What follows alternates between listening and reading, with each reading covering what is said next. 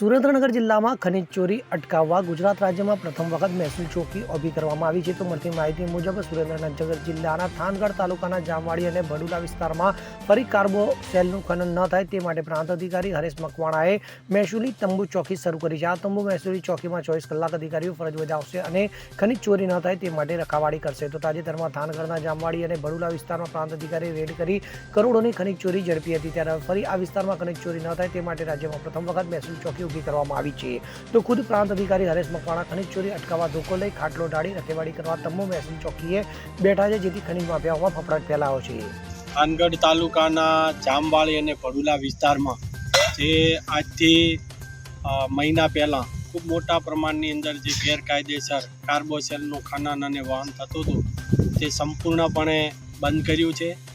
આપણી સતત જે રેડ પાડી છે અને રેડ દરમિયાન જે પણ કાંઈ જથ્થો જપ્ત કરેલો હતો તમામ જથ્થો પણ આપણે મામલાદાર કચેરીએ ખસેડી દીધો છે.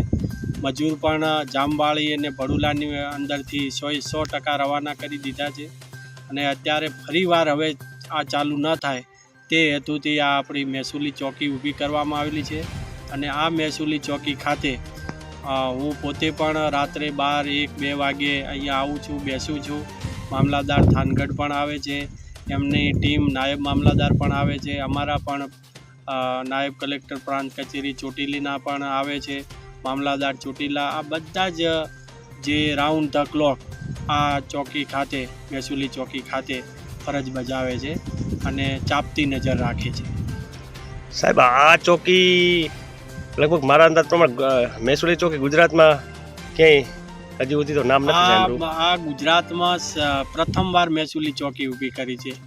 એટલા માટે કે જે જમીન છે એ જમીન ટોટલી મહેસૂલ ખાતા હસ્તક છે.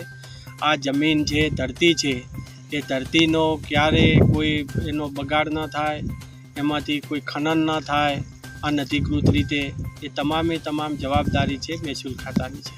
Bureau report CN24 news. હવે જુઓ દેશ દુનિયાની તમામ ખબરો તમારી આંગળીના ટેરવે. ઉઠાવો મોબાઈલ અને Google Play Store પરથી ડાઉનલોડ કરો અમારી CN24 ન્યૂઝ મોબાઈલ એપ.